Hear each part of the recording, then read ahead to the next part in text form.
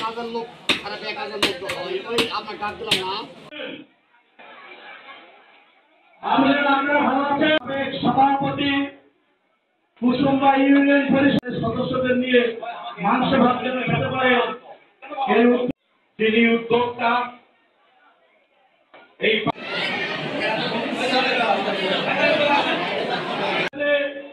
জয়পুরহাটে আগামী দিনে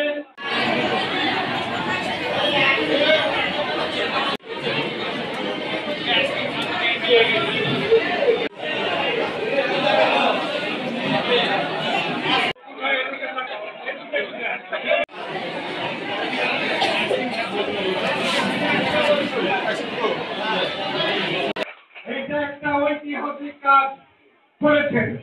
মানুষের জন্য করার ভিতরে আনন্দ আছে, মানুষের জন্য কিছু করার জন্য আনন্দ আছে। সেই আনন্দকে আজকে শামীম মণ্ডল সবার সাথে ভাগ করে দিচ্ছে এই ঈদের আনন্দের পাশাপাশি। আমি অভিনন্দন জানাই। এইভাবে যদি জয়পুরহাটে পাঁচবিবির ছাত্র জনতা এগিয়ে আসে, তাহলে কিন্তু আমাদের এই এলাকার মানুষের কোনো অভাব বলে থাকবে না। হয়তো আজকে এখানে যারা উপস্থিত আছেন তাদেরকে কোরবানি দেওয়ার তাদের অনেকের সামর্থ্য হয়নি। এই কোরবানির দেওয়ার মাধ্যমে শামীম মণ্ডল কিন্তু সবার কাছ থেকে আল্লাহর কাছে সওয়াব দিয়ে নিল। আমরা দোয়া করি আল্লাহ যেন তাকে কামিয়াব করেন। 2007 সাল থেকে আমার রাজনীতি শুরু।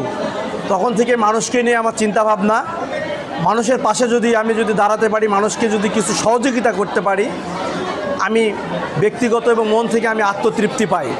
সেই তৃপ্তি এবং ভালো লাগার ক্ষেত্রেই আমার কাছে মনে হয়েছে আমাদের পাঁচবি পৌরসভায় অনেক মানুষ কুরবানি দিতে পারে না আর্থিক অভাবের কারণে।